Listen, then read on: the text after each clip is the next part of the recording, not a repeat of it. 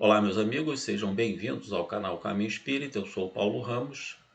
Vamos apresentar mais uma gota de luz aqui no canal Caminho Espírita. Hoje, com um livro pouco conhecido no movimento espírita, O Tesouro dos Espíritas, de Miguel Vives, tradução de José Herculano Pires, pela editora Edicel. É um livro muito interessante, é um livro pequeno, mas com conteúdo espetacular. Vamos ao nosso estudo. Diz Miguel Vives: assim como é muito difícil encontrar na Terra quem esteja sempre em perfeito estado de saúde física, mais ainda é encontrar alguém com perfeita saúde moral. Ninguém é perfeito neste mundo. No movimento espírita, acreditam que muitos médiuns, célebres, notórios, estrelas, são perfeitos. Não são, meus amigos. Não existe ninguém perfeito neste mundo. O mais perfeito que apareceu na face da Terra foi crucificado há mais de 2000 anos. Sabemos bem disso. O Espírito de verdade, o nosso Mestre Jesus. Então é muito difícil. Ele faz essa correlação, né? Essa comparação, né? É muito difícil encontrar na face da Terra alguém que esteja em perfeito estado de saúde. Às vezes está com um probleminha aqui de uma dorzinha na coluna, uma alergiazinha, uma dor de dente, uma dor de ouvido e assim por aí vai. E ele diz, mais ainda é encontrar alguém com perfeita saúde moral. Ninguém é perfeito neste mundo. Diz ainda Miguel Vives. Assim como a atmosfera e as condições materiais influem diretamente em nosso organismo, predispondo a certas enfermidades, os elementos espirituais que nos cercam influem sobre a nossa condição moral. Aqui está a comparação feita, por Miguel Vives. Ele compara a atmosfera, as condições materiais, às vezes um trabalho muito insalubre, por exemplo, trabalhar com radioatividade pode causar alguns malefícios aos operadores. Ele diz que esses trabalhos podem interferir na saúde física no organismo de cada um de nós, predispondo a algumas enfermidades. E ele diz, os elementos espirituais que nos cercam influem sobre a nossa condição moral, podendo até trazer mazelas físicas.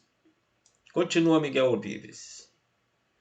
Aproveita-se das coisas mais insignificantes para provocar-nos sofrimentos e mal-estar interior, objetivando mortificar-nos ou deter-nos na via do progresso. Miguel Vives está no capítulo 9, O Tesouro dos Espíritos, é o livro, E o capítulo 9 é Enfrentando as Tentações.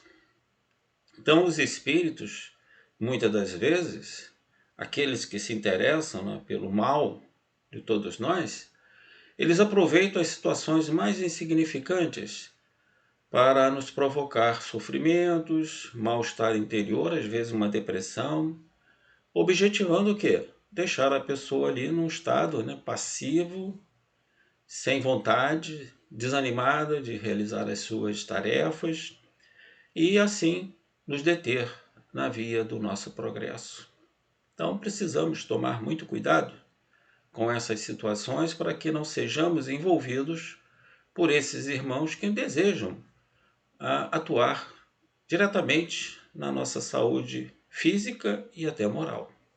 O apóstolo Paulo nos fala em Hebreus, no capítulo 12, no versículo 1, sobre a nuvem de testemunhas, referindo-se aos espíritos que nos observam e que nos alcançam onde estivermos, porque para eles não há barreiras físicas.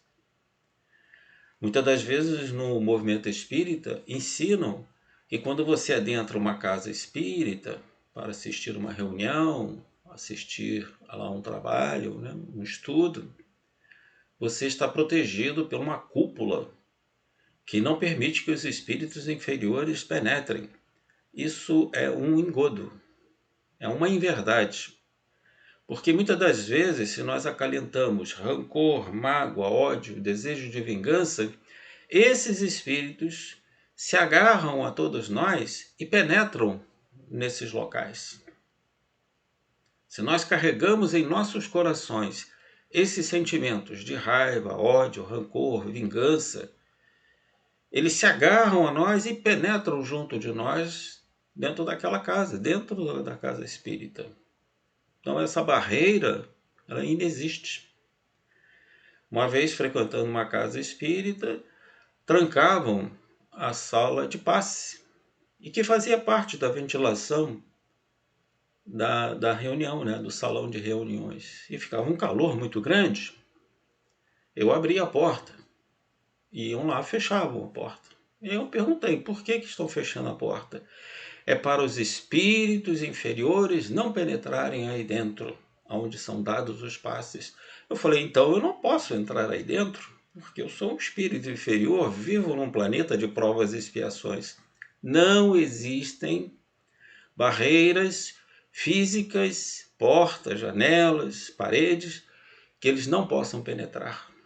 O apóstolo Paulo, nos falando em Hebreus, capítulo 12, versículo 1, sobre a nuvem de testemunhas, referindo-se aos espíritos que nos observam e que nos alcançam onde estivermos, porque para eles não há barreiras físicas.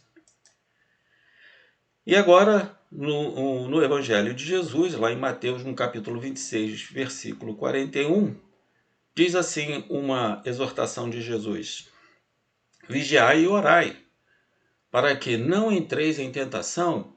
O espírito, na verdade, está pronto, mas a carne é fraca. As nossas paixões, né, fazem com que ainda nós tropecemos num caminho do nosso progresso. Muitas das vezes falamos orai e vigiai, mas é preciso vigiar antes para que as nossas preces sejam feitas com fé, com perseverança e assim alcançar os nossos pedidos, as nossas preces, os nossos louvores, os nossos agradecimentos a Deus. Então é preciso primeiro vigiar para que possamos orar com fé e com devotamento. Seguindo no nosso estudo, temos agora no livro O Livro dos Espíritos, o nosso livro, lá no capítulo da intervenção dos espíritos no mundo corporal, no capítulo 9, diz assim, Kardec pergunta, na questão 456, os espíritos veem tudo o que fazemos? Resposta dos espíritos superiores, podem vê-lo, pois estáis incessantemente rodeados por eles. Mas cada um só vê aquelas coisas que dirigem a sua atenção, porque eles não se ocupam das que não lhes interessam. Então, muitas das vezes, os espíritos que estão interessados naquilo que estamos fazendo, eles podem estar presentes junto de nós. Se estamos com boas intenções, evidentemente estaremos com os espíritos bondosos ao nosso lado. Se carregamos as mazelas, rancor, raiva, ódio, sentimento de vingança, teremos esses espíritos ao nosso redor, criando uma atmosfera espiritual negativa, sombria e que vai, muitas das vezes, prejudicar o nosso caminho do progresso. Seguindo, diz ainda, pergunta Kardec no Livro dos Espíritos, na questão 459, os espíritos influem sobre os nossos pensamentos e as nossas ações? E a resposta dos espíritos superiores, nesse sentido, a sua influência é maior do que supondes, porque muito frequentemente são eles que vos dirigem.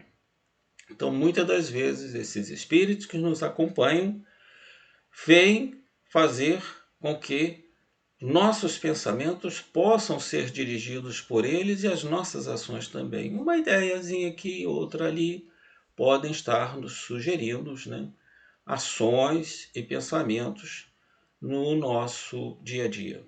Então, aí a recomendação e as perguntas de Kardec no Livro dos Espíritos e a resposta dos espíritos superiores sobre essa influência nos nossos pensamentos e nas nossas ações. Agora, na Revista Espírita de 1863, nós temos esse ensino de Kardec, que nos diz assim: o único milagre que o Espiritismo fez, ele o faz todos os dias, levando a Deus os incrédulos, convertendo ao bem aqueles que se dão ao mal, dando a força de vencer as más paixões. Então está aí um milagre que o Espiritismo faz para toda a humanidade. Muitas das vezes os detratores, os incrédulos perguntam quais são os milagres que o Espiritismo faz. Todos os dias. Ele faz com que os incrédulos venham a ter fé em Deus, converte aqueles que estão no caminho do mal a fazer o bem, dando força, coragem de vencer as más paixões. Está lá na Revista Espírita de julho de 1863, primeira carta ao cura de Morrezu. Chegamos ao final do nosso estudo. Estudamos hoje o Tesouro dos Espíritas, Revista Espírita, o Livro dos Espíritos. Deixo aí o site da searaespírita.net.br, onde temos ali vários pontos, vários links em que a gente pode estudar um pouco mais o Espiritismo. O Paul Talk, o site do Paul Talk, onde eu tenho uma sala, onde nós realizamos estudos da Gênese às segundas e terças-feiras às 20 horas, e todos os domingos, às 19 horas, estudamos a Revista Espírita de 1863. A todos vocês, um grande abraço, obrigado pela sua presença nos nossos estudos, deixe o seu like, se inscreva no canal para que a gente possa, aqui em conjunto, estudar a doutrina espírita elaborada por Allan Kardec, pelos espíritos superiores, sob a direção geral, coordenação geral do nosso Mestre Jesus. Muita paz.